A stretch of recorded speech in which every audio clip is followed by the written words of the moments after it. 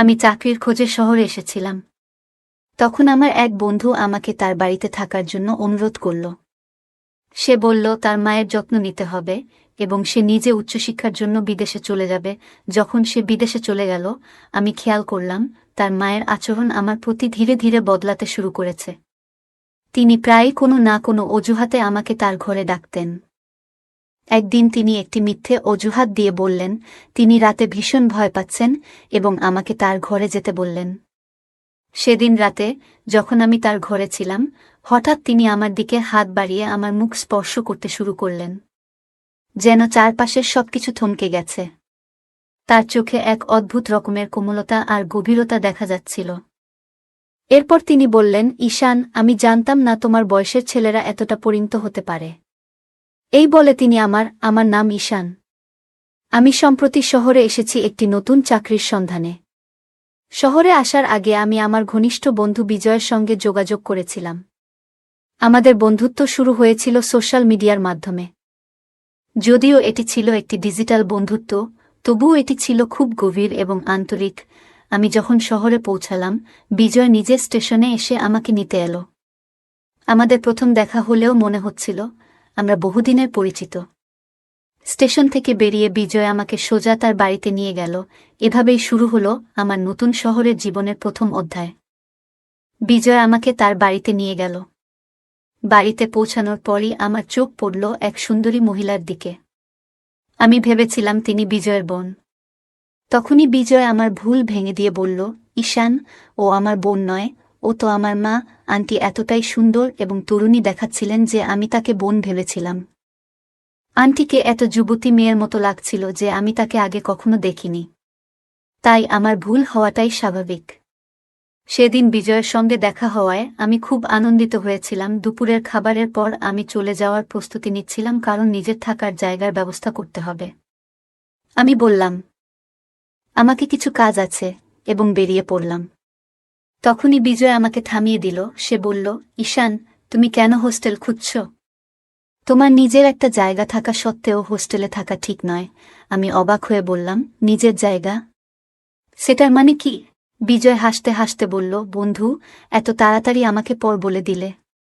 আমি শহরের হলেও বন্ধুত্ব কিভাবে পালন করতে হয় তা জানি। দেখো, এই বাড়িতে আমি আর আমার মা থাকি। তুমি খুব সহজেই এখানে মানিয়ে নিতে পারবে। আর আমি সামনে কিছু বছরের জন্য বিদেশে পড়াশোনার জন্য যাচ্ছি। তাই মায়ের দেখাশোনার জন্য কাউকে তো প্রয়োজন।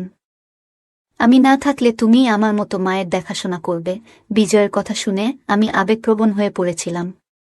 সে আমাকে কখনো পর বলে ভাবেনি, বরং নিজের পরিবারের একজন বলেই মনে করেছিল। তার কথার সমর্থনে তার মাও বললেন, হ্যাঁ ঈশান, বিজয় একেবারে ঠিক বলছে। যদি আমার বিজয় বিদেশে চলে যায়, তাহলে আমার আরেক ছেলে কি আমার কাছে থাকতে পারবে না? ঈশ্বর তো তোমাকে সঠিক সময়ে এখানে পাঠিয়েছেন। এর মানে ঈশ্বর চেয়েছিলেন তুমি আমার সঙ্গেই থাকো। তাদের এই আন্তরিক আহ্বান আমি আর প্রত্যাখ্যান করতে পারলাম না। 2 দিন পর বিজয় বিদেশে পড়াশোনার জন্য চলে গেল। তার যাওয়ার পর বাড়িতে আমি আর আন্টি একসঙ্গে থাকতে শুরু করলাম। নিজের পরিবারের আর্থিক অবস্থা বিবেচনা করে আমি দ্রুত একটি চাকরি খুঁজে নিলাম। 22 বছর বয়সে আমি পড়াশোনা চালিয়ে যাওয়ার ইচ্ছা ত্যাগ করলাম এবং উপার্জনের জন্য চাকরি শুরু করলাম। আমার কাছে তেমন অর্থ ছিল না যে আমি উচ্চশিক্ষার খরচ বহন করতে পারতাম। তাই চাকরি নেওয়ার সিদ্ধান্ত ছিল সময়োপযোগী। শহরে একটি মোটামুটি ভালো চাকরি পেয়েছিলাম। বিজয়ের ভাগ্য খুবই ভালো ছিল।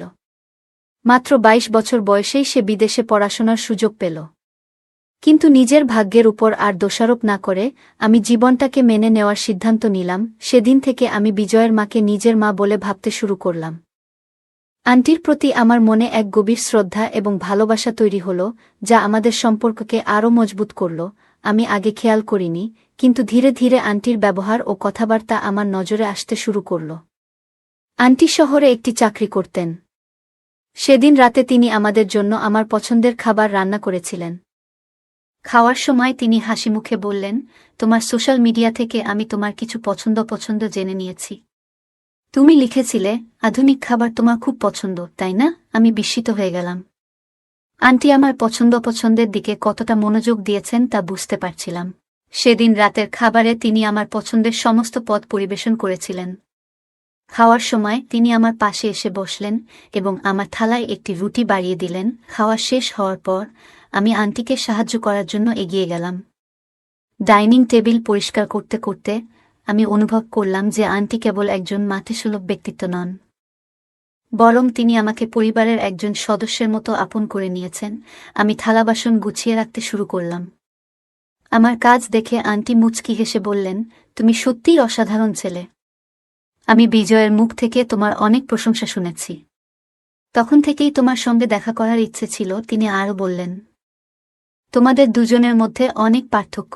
বিজয় কখনো ঘরের কাজে সাহায্য করে না, বরং জিনিসপত্র এদিক ওদিক ছড়িয়ে রাখার ব্যাপারে খুব দক্ষ। বিজয়ের মজার মজার অভ্যাসের কথা শুনে আমি হেসে উঠলাম।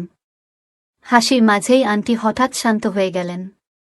আমি ভেবেছিলাম হয়তো বিজয়ের কথা ভেবে মন খারাপ হয়েছে। তাই আমি তার কাঁধে হাত রেখে বললাম, আন্টি, যদি বিজয়ের কথা মনে পড়ে তাহলে আমি তাকে ফোন করি। তুমি এমন মন খারাপ করে থেকো না। আন্টি আমার হাতের উপর হাত রেখে মৃদু হেসে বললেন, বিজয় তো চিরদিনের জন্য বিদেশে যায়নি। আমি জানি সে আবার ফিরে আসবে। তার জন্য অপেক্ষা করতে করতে বসে থাকাটা আমার কাজ নয়। এরপর কিছুক্ষণ চুপ থেকে তিনি বললেন, আসলে আমি ভাবছিলাম তুমি কতটা ভদ্র এবং যত্নশীল। তুমি যদি বারবার এভাবে আমাকে মুগ্ধ করতে থাকো তাহলে আমায় সামলানো তোমার জন্য কঠিন হয়ে যাবে। এই কথা বলে আন্টি আমার হাত থেকে প্লেট নিয়ে রান্নাঘরে চলে গেলেন। আমি কিছুক্ষণ একই জায়গায় দাঁড়িয়ে রইলাম। তার কথাগুলো আমার মাথার উপর দিয়ে চলে গেল। ধীরে ধীরে আন্টি আমার সামনে তার আবেগ এবং অনুভূতি প্রকাশ করতে শুরু করলেন।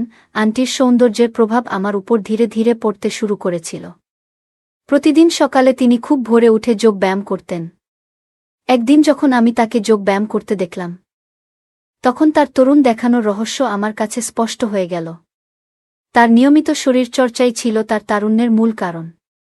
ব্যায়াম করার সময় আন্টিকে অসাধারণ লাগত, যা আমাকে তাকে নিয়ে ভাবতে বাধ্য করত। একদিন আন্টি আমাকে অফিস থেকে তাড়াতাড়ি বাড়ি আসতে বললেন। তিনি বাজারে কেনাকাটা করতে যেতে চেয়েছিলেন এবং চেয়েছিলেন আমি তাকে নিয়ে যাই। সেদিন আমি দুপুরে অর্ধেক ছুটি নিয়ে বাড়ি ফিরলাম। বাড়ি পৌঁছে আমি বারবার দরজার ঘণ্টা বাজালাম, কিন্তু ভেতর থেকে কোনো সাড়া পেলাম না। এমনকি মনে হলো ঘণ্টার শব্দ হয়তো ভেতরে পৌঁছাচ্ছে না। তখন আমার সঙ্গে রাখা বাড়ির অন্য চাবি দিয়ে দরজার তালা খুললাম এবং ভেতরে প্রবেশ করলাম।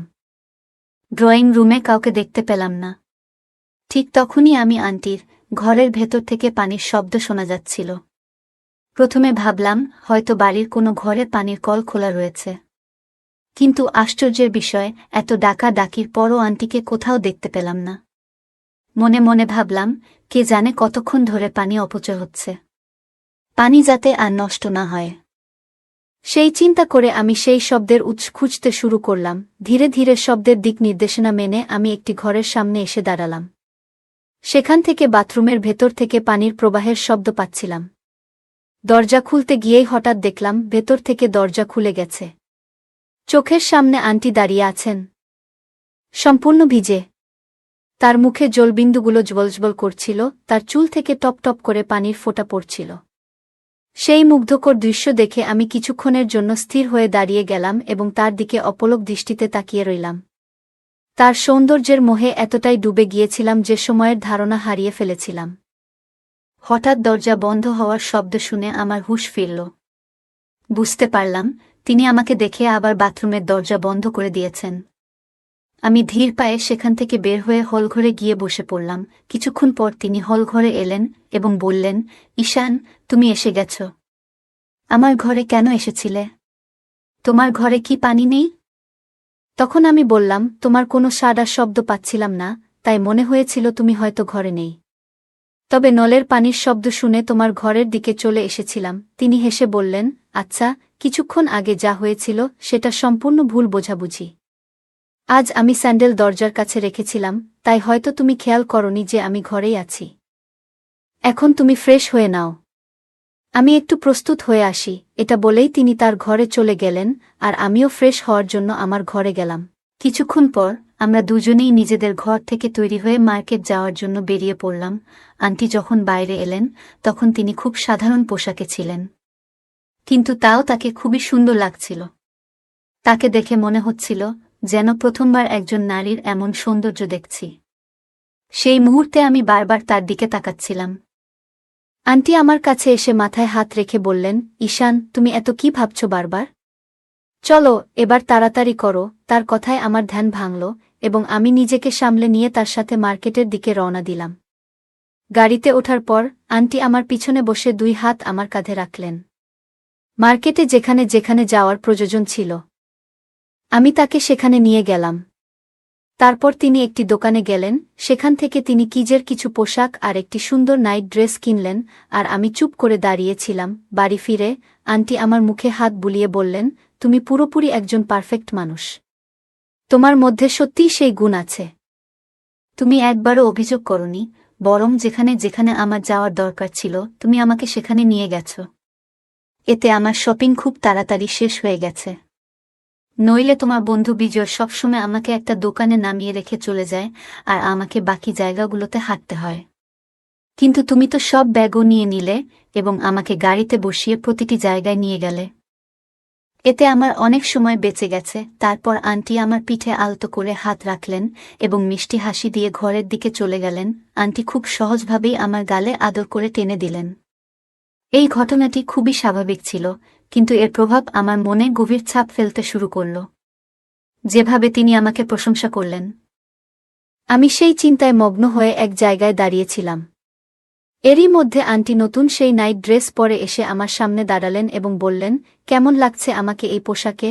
আমি বললাম, আপনাকে তো দারুণ লাগছে, তবে নাইট ড্রেস একটু বেশি ঢিলা মনে হচ্ছে। আমার কথায় আন্টি বললেন, হয়তো পেছনের রিবনটা আমি বাঁধিনি। ঈশান, তুমি কি একটু সাহায্য করবে রিবনটা বাঁধতে? আমি সানন্দে তার সাহায্য করতে শুরু করলাম। যখন আমি রিবন বাঁধছিলাম তখন পোশাকের উপর থেকে সাবধানে কাজ করছিলাম। আমি এক কথায় তার প্রয়োজনের সবকিছু নিঃশব্দে করে যাচ্ছিলাম। পরের দিন সকালে তিনি যখন অফিস যাওয়ার জন্য প্রস্তুত হচ্ছিলেন, তখন একটি নতুন লাল রঙের একটি শাড়ি পরেছিলেন। ভালো করে প্রস্তুত হয়ে আসার পর তার সৌন্দর্য যেন আরও উজ্জ্বল হয়ে উঠল। সেই দিন আন্টি বললেন, গতকাল তুমি দুপুরে আমার জন্য সময় নিয়েছিলে, আজ সকালেও কয়েক ঘন্টার জন্য একটু সময় দাও এবং আমার সাথে অফিসে চলো। আন্টি কেন আমাকে তার অফিসে নিয়ে যাচ্ছিলেন তা তিনি পুরোপুরি বুঝিয়ে বলেননি। আমরা যখন তার অফিসে পৌঁছালাম এবং তিনি তার ফ্লোরে প্রবেশ করলেন, তখন তিনি আমার হাত ধরে নিয়ে গেলেন। আমি যখন আন্টির অফিসে গিয়েছিলাম তখন ওনার এক অদ্ভুত আচরণ আমার নজরে আসে। অফিসের কর্মচারীদের মুখে নানা ধরনের ভাব প্রকাশ স্পষ্ট দেখা যাচ্ছিল। আন্টি দেখতে খুব বেশি বয়স্ক ছিলেন না, কিন্তু ওখানে ওনার ভূমিকা কী তা আমি বুঝতে পারছিলাম না। উনি শুধু নিজের ফ্লোরেই আমাকে নিয়ে যাননি, বরং সরাসরি ওনার বসের কেবিনে নিয়ে গিয়েছিলেন। ওনার বস আমাদের এমন এক দৃষ্টিতে দেখছিলেন যেন কিছু একটা বুঝতে চেষ্টা করছেন। আন্টি বসের সাথে পরিচয় করানোর সময় বললেন, এটা আমার ঈশান। এইভাবে কাউকে পরিচয় করানো একটু অস্বাভাবিক মনে হচ্ছিল। পরিচয় করানোর পর আন্টি আমাকে বাইরে নিয়ে এলেন এবং বললেন, তুমি এখন বাড়ি ফিরে যাও। এই কথাগুলো শুনে আমি একটু বিভ্রান্ত হয়ে পড়েছিলাম। আন্টির অফিসে যাওয়ার পুরো ঘটনাটাই আমার কাছে রহস্যময় লাগছিল। সন্ধ্যাবেলায় যখন বাড়ি ফিরলাম, আন্টির আচরণ একটু অদ্ভুত মনে হল। বাড়িতে ঢুকেই উনি আমাকে আলিঙ্গন করলেন এবং বললেন, আজ তুমি আমার সাথে অফিসে গিয়ে সত্যিই অনেক সাহায্য করেছ। তোমার সাহায্য আমার খুব দরকার ছিল। উনি আমার সাথে কথা বলছিলেন, এমন সময় হঠাৎ করে বাইরে বজ্রপাতের প্রচণ্ড আওয়াজ হল। সেই আওয়াজে আন্টি ভয় পেয়ে গেলেন এবং আমাকে জড়িয়ে ধরলেন। সেই মুহূর্তে ওনার আলিঙ্গনের অনুভূতি ছিল কিছুটা ভিন্ন। বজ্রপাতের আওয়াজ থেমে গেলে আন্টি আমাকে ছেড়ে একটু দূরে সরে গেলেন। যাওয়ার সময় আমার মুখে হাত বুলিয়ে বললেন, ভাগ্য ভালো যে তুমি তাড়াতাড়ি বাড়ি ফিরে এসেছিলে। দেখো, তোমার ফেরার কিছুক্ষণ পরেই এমন প্রবল ঝড় বৃষ্টি শুরু হলো। এই ঘটনাগুলো আমাকে ভাবিয়ে তুলল। আন্টির আচরণ যেন দিনের ঘটনার থেকেও গভীর কিছু বলতে চাইছিল।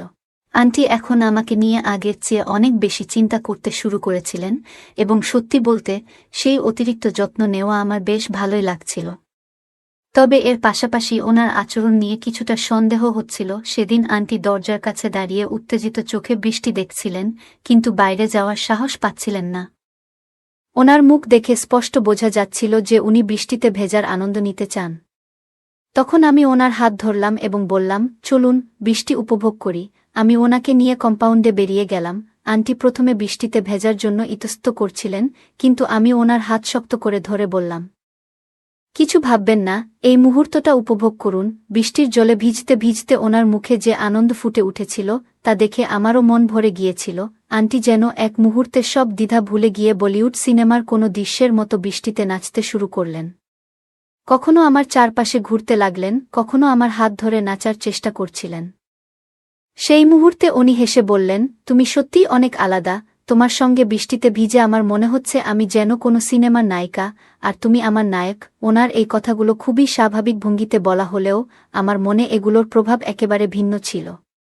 বৃষ্টির আনন্দের পর যখন আমরা ঘরে ফিরে এলাম, আন্টি আমার জন্য তোয়ালে নিয়ে এলেন এবং আমাকে বললেন, তাড়াতাড়ি মুছে নাও, ঠান্ডা লেগে যাবে। আন্টি এসে নিজের হাতে আমার চুল ঠিক করছিলেন। সেই সময় আমাদের চোখে চোখ পড়ল এবং আমি দেখলাম আন্টি আমাকে গভীর ভালোবাসায় দেখছেন। হঠাৎ উনি বললেন, ঈশান, তুমি যেভাবে আমার সাথে কথা বলো তা বিজয় কখনো করেনি। সে সবসময় তার পড়াশোনায় ব্যস্ত থাকত। আমি ওনার কথা শুনে হালকা হাসি দিয়ে বললাম, আচ্ছা আন্টি, আপনি আজ আমার পরিচয় আপনার বসের কাছে আমার ঈশান বলে করিয়েছিলেন। এর মানে কি? কথাটা শুনে আন্টি কিছুক্ষণ চুপ থেকে হঠাৎ উঠে চলে গেলেন। রাতে শোবার সময় আন্টি আমাকে ডেকে পাঠালেন। তিনি বললেন, আজ আমার খুব ভয় লাগছে। তুমি কি আজ আমার ঘরে শুবে? সাহায্যের জন্য আমি রাজি হয়ে গেলাম। সেই রাতে আন্টির ঘরে শোয়ার সময় বারবার মনে হচ্ছিল কেউ যেন আমাদের ঘরের দিকে নজর রাখছে। আমার দৃষ্টি কখনো দরজার দিকে, কখনো জানালার দিকে চলে যাচ্ছিল। ঘুমানোর আগে আন্টির দিকে তাকালাম আর দেখলাম উনি গভীর চিন্তায় আছেন। উনি জিজ্ঞেস করলেন, তুমি এখনো জেগে আছো কেন? আমি বললাম, আমার মনে হচ্ছে কেউ এই ঘরটা লক্ষ্য করছে। আন্টি বললেন, আমারও তাই মনে হচ্ছে। তাই তো আমি ঠিক করে ঘুমাতে পারছি না। হয়তো এটা আমাদের মনের ভুল। এই বলে তিনি আমাকে আশ্বস্ত করার জন্য আমার কাঁধে হাত রাখলেন এবং ঘুমানোর চেষ্টা করলেন। কিছুক্ষণ পর হঠাৎ ঘরের লাইট জ্বলে উঠল। আমাদের ভয় আরও বেড়ে গেল, কারণ মনে হলো কেউ দরজার কাছে এসে কিছু বলার চেষ্টা করছে। এক গভীর রাতের নিস্তব্ধতা ভেঙে হঠাৎ একটি আওয়াজে আমার আর আন্টির ঘুম ভেঙে গেল। উঠে দেখি দরজার সামনে দাঁড়িয়ে আছে বিজয়। আমাদের দিকে চেয়ে বিজয় বলল, মা, তুমি এটা কি করছো? ঈশান আমার বন্ধু, তোমার এমন আচরণ মানায় না। এখন তো তোমাকে মা বলতে পর্যন্ত লজ্জা লাগছে। আমি সঙ্গে সঙ্গে বিজয়কে থামিয়ে বললাম, তুমি যা ভাবছ তা ভুল। আন্টি ভয়ে ছিলেন, তাই আমাকে ওনার ঘরে থাকতে বলেছিলেন। তবে বিজয় এর মুখে যেসব অভিযোগ শোনা যাচ্ছিল তাতে মনে হচ্ছিল ওর মনে আগেই কোনো সন্দেহ দানা বেঁধেছিল। বিজয় বলতে লাগল, মা, তুমি কিভাবে এমন করতে পারলে? ওনার কথাগুলো এতটা তিক্ত ছিল যে শুনে মনে হচ্ছিল এটি পরিকল্পিত। আমি বললাম, বিজয়, এমন একটা ছোট বিষয়ে তুমি আন্টির উপর এত বড় অভিযোগ আনছো কিভাবে? তুমি কি অন্য কোনো রাগ প্রকাশ করছো? এরপর আমি জিজ্ঞেস করলাম, তুমি তো বিদেশে থাকার কথা ছিল, হঠাৎ করে ফিরে এলে কেন? বিজয় উত্তরে বলল, আমি বিদেশে যেতে পারিনি কারণ মায়ের কাছে যথেষ্ট টাকা ছিল না। মা টাকার ব্যবস্থা করতে পারেননি, তাই আমি আমার কাকুর কাছে টাকা চাইতে গিয়েছিলাম।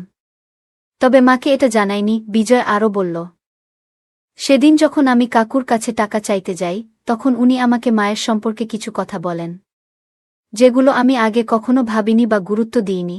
আমার কাকু একদিন আমাকে বললেন, তোমার মা একজন অপরিচিত পুরুষের সাথে অস্বাভাবিক সম্পর্ক রাখছে। ওনার কথাগুলো আমার মনে গভীর ছাপ ফেলেছিল, কারণ ওনার কথা অস্বীকার করার কোনো কারণ ছিল না। বাবার অনুপস্থিতিতেও মা কেন এত সজ্জিত হয়ে থাকতেন তা নিয়ে আমি আগে কখনো ভাবিনি। কাকুর কথা শোনার পর আমার মনে অনেক প্রশ্ন উঠে এলো। সেই দিন থেকেই আমি ঠিক করলাম মায়ের উপর নজর রাখব। আমি প্ল্যান করলাম যে মাকে পরীক্ষা করার জন্য একটা ছল করব। ঠিক সেই সময় ঈশান শহরে আসার কথা ছিল। আমি ঘোষণা করলাম যে আমি বিদেশে যাচ্ছি এবং ঈশানকে মায়ের সঙ্গে থাকার জন্য অনুরোধ করলাম। আমার সন্দেহ ছিল মায়ের প্রভাব ঈশানের উপরও পড়তে পারে। পরে যা ঘটেছিল তা আমার সন্দেহকে সত্যি প্রমাণ করল। আমি দেখলাম মা এবং ঈশানের মাঝে কিছু অস্বাভাবিক ঘটছে। তবে ঈশানের দিকে আমার কোনো অভিযোগ নেই। আমি জানি মা ঈশানকে প্রলুব্ধ করেছিলেন। বিজয় শেষ পর্যন্ত একটু শান্ত হল। তখন আমি বললাম, তুমি তোমার মায়ের উপর অভিযোগ করেছ, এখন খুশি? যদি আরও কিছু বলার থাকে বলো, কারণ এরপর তোমার বলার সুযোগ হয়তো আর হবে না। আমি আরও যোগ করলাম, তুমি শুধু আমাদের উপর নজর রেখেছ, কিন্তু মায়ের আসল পরিস্থিতি দেখতে পাওনি। ও আমাকে অফিসে নিয়ে গিয়েছিল কারণ ওনার নতুন বস ওনাকে সন্দেহের চোখে দেখছিল। ও চেয়েছিল আমাকে সামনে রেখে পরিস্থিতি পরিষ্কার করতে। আমি বিজয়কে বললাম, তোমার মা একা নন, তবে তোমার থেকেও কোনো সাহায্য পান না। ওনার বসকে ওনার নিজের ক্ষমতা বোঝানোর জন্যই আমাকে অফিসে নিয়ে গিয়েছিলেন। আর তুমি যা দেখছ তা ভুল। যখন তিনি আমার উপর হাত রেখেছিলেন তখনও তিনি আমাকে তোমার মতোই ভেবেছিলেন। মা কখনো আমাদের মধ্যে পার্থক্য করেননি। তুমি যদি অন্যদের কথায় কান না দিয়ে নিজের মাকে বোঝার চেষ্টা করতে, তাহলে ওনার সম্পর্কে এমন কুৎসিত কথা বলতে না। কয়েকদিন এখানে থাকার পর বুঝেছি যে আন্টি মানসিকভাবে খুব একা। তোমার জন্যই তিনি দ্বিতীয় বিয়ে করেননি এবং সবসময় তোমার জন্যই বেঁচে থেকেছেন। কিন্তু যখন তোমার দায়িত্ব নেওয়ার সময় এলো, তুমি নিজের জগতে এতটাই মগ্ন ছিলে যে মাকে অবহেলা করেছ। উপরন্তু অন্যদের কথা শুনে নিজের মায়ের উপর অবিশ্বাস দেখিয়েছ। আমি কথা বলছিলাম, তখন আন্টি আমার কাঁধে হাত রেখে বললেন, ঈশান, তোমার মধ্যে যে বুদ্ধি ও বোঝাপড়া আছে তা বিজয়ের মধ্যে নেই। আমি ওকে কখনোই কষ্ট করে কিছু অর্জন করতে দিইনি। ওর প্রয়োজনের সবকিছু আমি সময় মতো দিয়ে দিয়েছি। অথচ আজ আমার নিজের ছেলেই আমার ভালোবাসার প্রতিদান দিয়েছে সন্দেহ আর অবিশ্বাস দিয়ে। আমি বিজয়কে বললাম, তোমার কাকু কাকিমা তোমাকে তোমার মায়ের বিরুদ্ধে উস্কে দিয়েছেন যাতে তোমাদের মধ্যে দূরত্ব তৈরি হয়। তারা সবসময় চেয়েছেন তোমরা একে অপরের থেকে আলাদা হয়ে যাও। আমি আন্টির দিকে তাকিয়ে দেখছিলাম যখন তিনি বললেন, তোমার কাকিমার কাছে যাওয়ার আগেই আমি তোমার কাকুর কাছে গিয়েছিলাম তোমার বাবার সম্পত্তির অংশ চাইতে। কিন্তু তিনি স্পষ্টভাবে জানিয়ে দিয়েছিলেন তিনি কিছুই দেবেন না। তখন আমি তাকে বলেছিলাম, প্রয়োজনে আইনের সাহায্য নেব। সবকিছু আমি তোমার জন্যই করছিলাম বিজয়, কারণ আমি চেয়েছিলাম তুমি বড় শহরে পড়াশোনা করতে যাও। আমি কখনোই তোমার স্বপ্নগুলোকে ভাঙতে চাইনি। কিন্তু আমি জানতাম না তুমি এত সহজেই অন্যদের কথায় প্রভাবিত হয়ে যাবে। আজ তুমি তোমার মায়ের ভালোবাসার প্রতিদান এভাবেই দিলে। এই কথা বলে আন্টি কান্নায় ভেঙে পড়লেন। ওনার কথা শুনে বিজয় যেন হঠাৎ করে বাস্তবে ফিরে এলো। সে বুঝতে পারল সে অন্যদের কথায় মাকে বিশ্বাস করতে ভুল করেছিল এবং আন্টি ও আমার উপর ভিত্তিহীন সন্দেহ করেছিল। নিজের ভুল বুঝতে পেরে বিজয় কান্নার মধ্যে মায়ের কাছে ক্ষমা চাইল। আন্টি ছিলেন একজন মা, তাই তিনি তার ছেলেকে সহজেই ক্ষমা করে দিলেন। বিজয় তখন আমাকে অনুরোধ করল আমি যেন তাদের বাড়িতে থেকে যাই। কিন্তু আমি বুঝতে পারলাম এই মা-ছেলের সম্পর্ক আবার স্বাভাবিক হওয়ার জন্য তাদের সময়ের প্রয়োজন। বিজয় এর উচিত তার মায়ের ত্যাগ এবং তার জন্য করা সংগ্রামগুলো উপলব্ধি করা। আমি বাড়ি ছেড়ে চলে যাওয়ার আগে আন্টির দিকে তাকিয়ে বললাম, আপনার মমতা আর ত্যাগের জয় হবেই। বিজয় আপনাকে আবার বুঝতে শিখবে। আন্টি চোখের জল মুছতে মুছতে বললেন, তুমি ঠিক বলছ ঈশান, আমি ছোটবেলা থেকেই আমার বাড়ির দারিদ্র্য দেখেছি। সেই সময় থেকেই ছোটখাটো কাজ করে পরিবারের পাশে দাঁড়ানোর চেষ্টা করেছি। কিন্তু আজকের দিনে আমরা অনেক সময় লক্ষ্য করি বাবা মায়েরা তাদের সন্তানদের প্রত্যেকটা ইচ্ছা অবিলম্বে পূরণ করার চেষ্টা করেন। এর ফলে সন্তানেরা এসবের অভ্যাস গড়ে ফেলে। যদি কোনো সময় বাবা মা সন্তানদের চাহিদা পূরণ করতে ব্যর্থ হন, তখন সন্তানরা রেগে যায় এবং অনেক সময় তাদের সাথে খারাপ ব্যবহারও করে। এমন পরিস্থিতি এড়াতে বাবা মায়েদের উচিত সব সময় সন্তানের সব ইচ্ছা পূরণ না করা। মাঝে মাঝে না বলাও অত্যন্ত জরুরি। সন্তানদের বোঝা উচিত যে তাদের বাবা মা তাদের জন্য দিনরাত পরিশ্রম করেন। তবেই তারা সম্পর্ক, ভালোবাসা এবং অর্থের প্রকৃত মূল্য বুঝতে পারবে। বন্ধুরা, এটাই ছিল আজকের গল্প। আপনারা এই গল্পটি কেমন লাগলো তা আমাদের কমেন্টে জানাতে ভুলবেন না। ভিডিওটি ভালো লাগলে লাইক, শেয়ার এবং সাবস্ক্রাইব করতে ভুলবেন না। ধন্যবাদ।